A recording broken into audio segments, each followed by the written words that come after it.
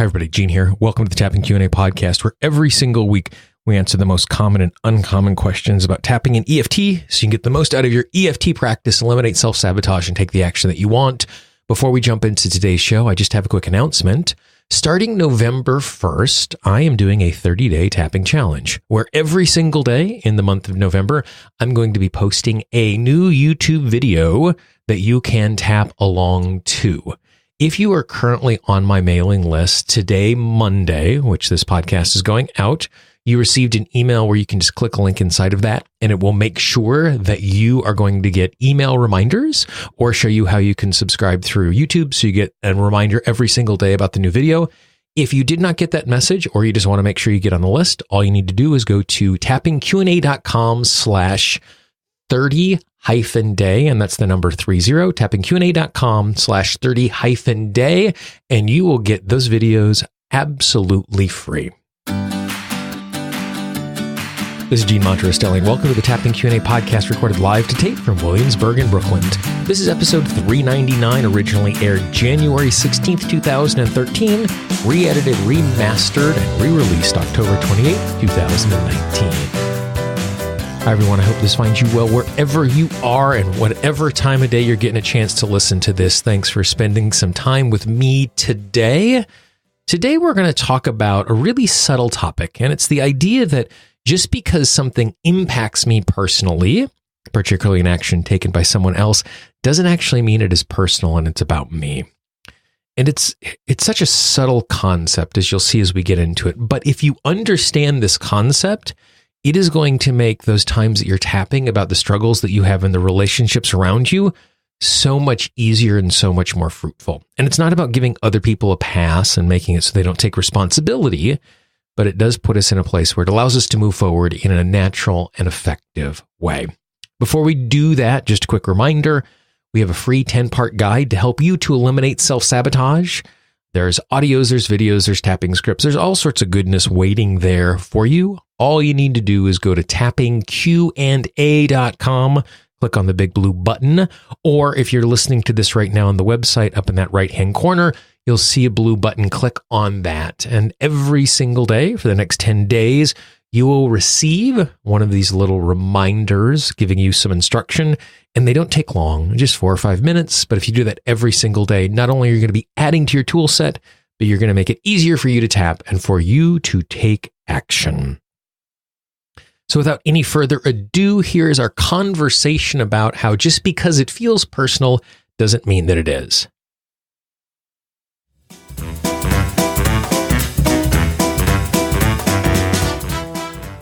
Today, I want to talk about a little bit of a kind of a subtle concept in how we respond to the world and how the emotions we have can show up in a way that isn't serving us very well. And it has to do with when people are doing things that hurt us. Either they're doing things in the world that consequences fall back on us, or they're saying things that fall back us and we interpret them in a way that's really, really personal.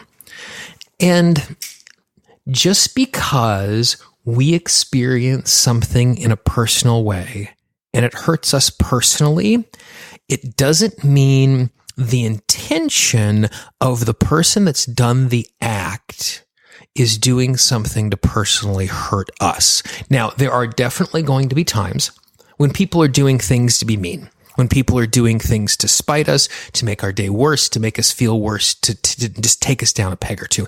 And I'm not talking about those times. And when I talk about the times where we're getting impacted by choices other people are making and they feel really personal, I'm not also saying that it's okay for them to do those things, but it's important for us to recognize the difference between an act that is being done to me personally and an act that is hurting me personally. And I think the simplest way to look at this and understand this would be through an example. Let's say, for example, I have someone in my life who has a drinking problem. And because of this drinking problem, they become unreliable. And I'm in a circumstance where I don't have my car because my car is in the shop, and I'm depending on this person to pick me up in the morning and to take me to work. And they drink too much the night before. They oversleep. They're not able to pick me up. I end up having to take a cab. It costs me money. I show up to work late. All sorts of stuff falls on me. I'm really annoyed at this person who was supposed to be taking care of me in that morning. It's very easy for me to interpret that act as they don't care about me and they think so little of me. They promised me something and they didn't come through. Now, it is true. They promised me something, and it is true that they didn't come through with what they promised, but my assertion that they don't care enough about me to follow through in their promise may or may not be true. If they're in a circumstance where they're dealing with the real sickness of alcoholism and they found themselves going on a bender the night before, yes, it was irresponsible. Yes, they should have known better. Yes, it really hurts me. But the choice they made wasn't about me. I just happened to be impacted by it very personally. And again, when this happens, just because it isn't about me personally, it doesn't mean that I give them a pass on it. It doesn't mean that I let it go. It doesn't mean that I allow it to keep coming into my life. But when I am able to look at through the lens of it wasn't about me, it just hurt me very badly, then it allows me to show up in a slightly less elevated emotional space. I'm still really annoyed because it complicated my life. I'm still really annoyed because it cost me unnecessary money for a cab. I'm still really annoyed because it made me look bad at work because I didn't show up on time when I was supposed to, and it looks like I'm irresponsible. But I also don't have the extra fuel or accelerant thrown on the fire of my emotion that they don't think a lot about me.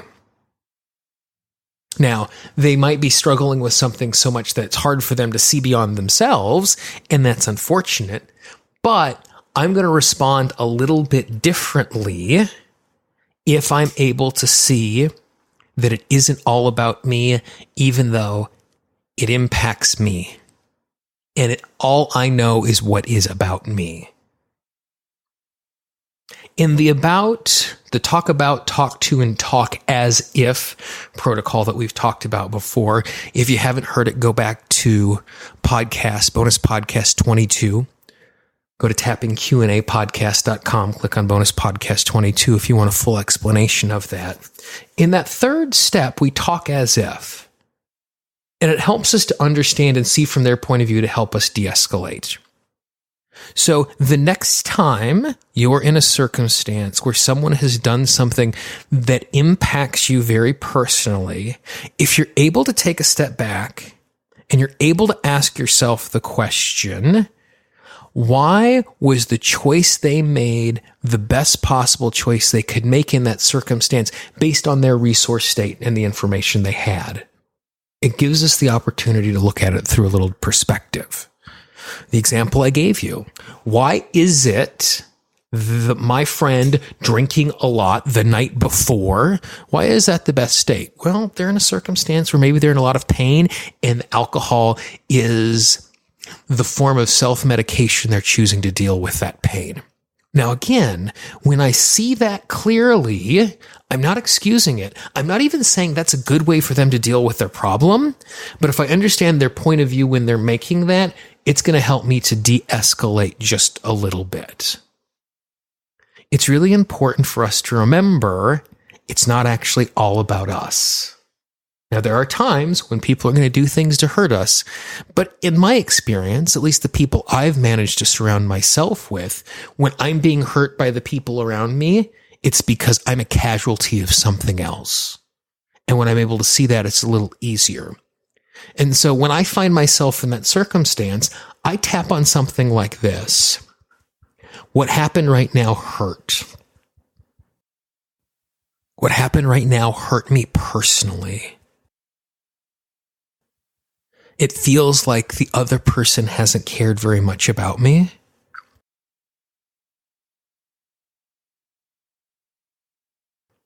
and they don't understand how their choices impact me.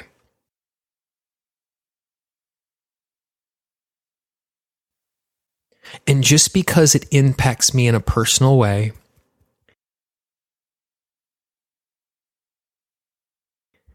it doesn't mean that they were trying to hurt me.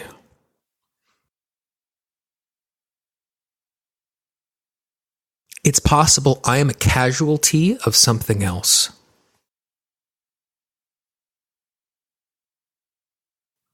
And it is unfair that I've been hurt.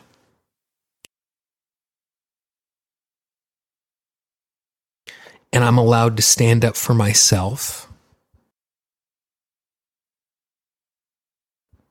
And I'm going to make sure others take responsibility for their choices.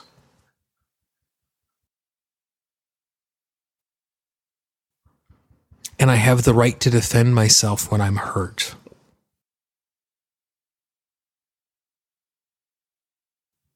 But it's also good for me to recognize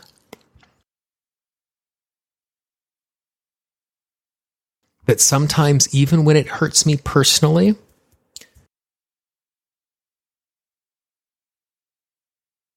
it's not about me personally.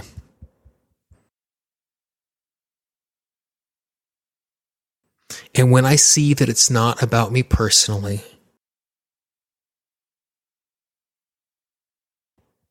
I'm going to be able to respond a little clearer.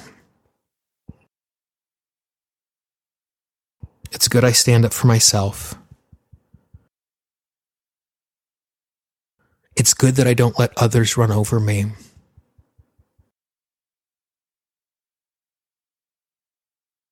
But it's also important to understand how and why I got run over, how and why I got hurt, in order to respond in a way that's best for me in the short and long term.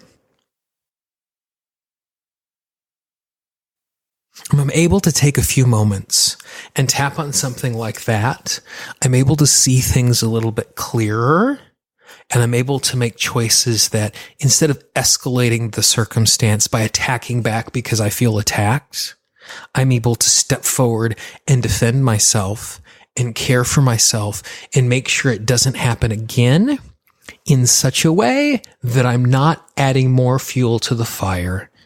I'm able to do it in a way that's keeping me safe and cared for. Again, it's a really subtle concept. It's not personal, even when it feels personal sometimes.